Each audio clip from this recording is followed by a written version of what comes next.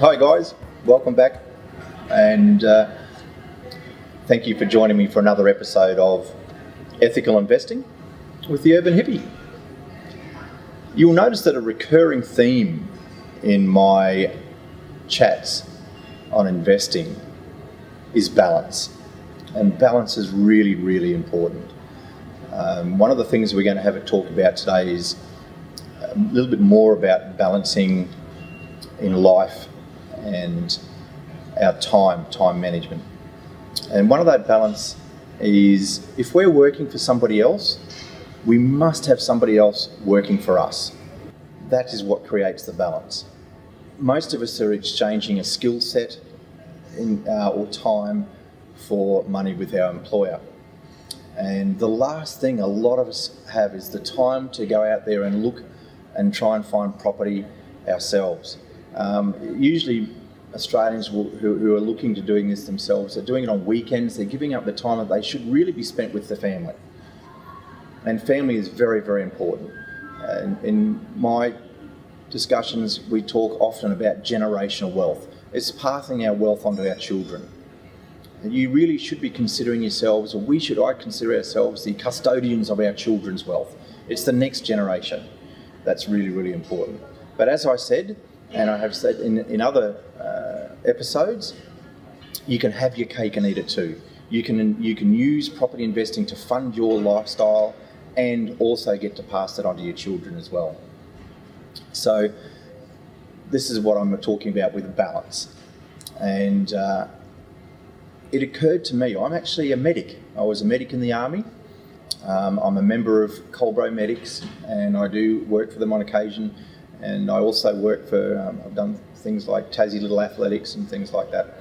So it's something that is dear to my heart. It's a skill set that I try and maintain.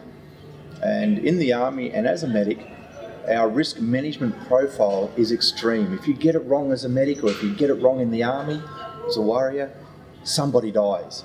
If we get it wrong in property investing, you lose some money. You can always make more money. However, I understand and respect that it's hard work to get that initial investment, that sweat equity that gets us that first rung on the ladder, if you like. So my risk management profile as we're going through this is extreme. I like to adopt a zero tolerance for loss of capital because it's just such hard work to get it. So I was actually in Sydney in November, and my partner Kelly and I were heading back to our apartment in Parramatta, and driving along Parramatta Road, a Harley rode past me. And obviously they're quite loud. I like Harleys. I've had Harleys in my life. And so I noticed this peripherally, and all of a sudden the noise stopped and there was a bang. And I knew straight away that this guy had had an accident.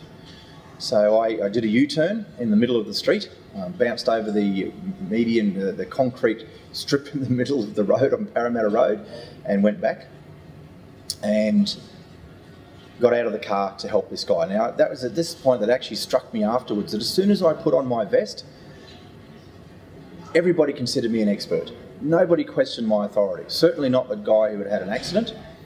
He welcomed the fact that I was there and was able to help. And I had a Penthrax inhaler, an analgesic inhaler, or the otherwise known as a green whistle inhaler, and he was happy to be able to start sucking on that and take the pain away. And that's when it occurred to me, if you're unhealthy, see a health expert. The last thing that you would expect from a surgeon is for him to ask your opinion, or her, on how to perform the operation. And it's the same thing with wealth. If you're unwealthy, or you're not where you want to be wealth-wise, see a wealth expert. And the last thing you should expect from a wealth expert is for them to ask your opinion on how to perform the operation. In both cases, guys, it's a clinical approach. We're just looking at the numbers. It's unemotional. And that's what you want with your investment strategy, is unemotional. Most of us have high EQs over IQ. And what's really interesting though, it's the high IQ in our society. the unemotional that are the ones that seem to get really wealthy. So I generally have a higher EQ than I do IQ. As I said before, I don't have a degree, but I'm very emotional. And what we're looking at is an emotional approach to some very logical numbers, some very logical process. And that's the way that we build our investment portfolio, is through logic. Only the numbers matter. We don't care what the properties look like. You're never going to live in them. We don't care the colour of the walls. In fact, when we're doing renovations, California white is what we want to paint. It's a blank canvas. If your tenant comes in and they want to paint the living room in aubergine, let them do that. They're the ones that are emotionally attached to the property. It's their home, it's your house. And that's the key to this. It's just logic. It's just an investment. It just has to make you a profit. That's all. For the tenants, it's emotional. And we also want to make sure that their emotional well-being is catered to. We want to make sure that their environment is safe. We want to make sure that their environment is as happy as we can make that. Because we want long-term tenants. And happy tenants are long-term tenants. And that's really, really important. So that's what we're looking at. And that brings me to one other point. My KPIs for a good tenant are vastly different from the KPIs that a property manager has for a good tenant. Because the property manager works for me. They're the ones that have to take on the problems. I don't have to worry about someone calling at 2 a.m. in the morning because the hot water system's broken. That's what I pay a property manager to do. That's theirs. So their KPIs are not mine.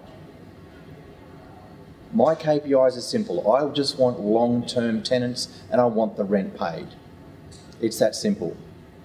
They're the ones that have to do the property inspections. And on another episode, we're going to have a look at my 3 KPIs for an ideal tenant. And we'll go into that in a lot more detail. But as I said, what we're looking at in this, and the karma to this, is balance. If you are employing myself and my team to come out there and do this for you, we become the bakers. And we're very good at that. You just want the bread. We're the drivers of this investment vehicle. You just have to be the passenger. But you need to choose the right driver. And that's what's important with this. And this is what this is all about, is making sure you're comfortable with the driver of your investment vehicle. And that's really important. And we're going to have a look at this investment vehicle again and discuss other ways or the strategies behind how we get you to your dreams, goals and desires. But remember, it's balance. If you're working for somebody else, you don't have the time to go out there and do this. Your time on weekends is better spent with your family and your children, your partner, your friends. Having the right team around you of experts that know what they're doing, that are following these numbers, they're doing it clinically. Our only obligation to you is to make a profit. Thanks again, guys. And if you have any questions, just email me at phil@ethicalinvesting.com.au. And I look forward to talking to you again. Cheers.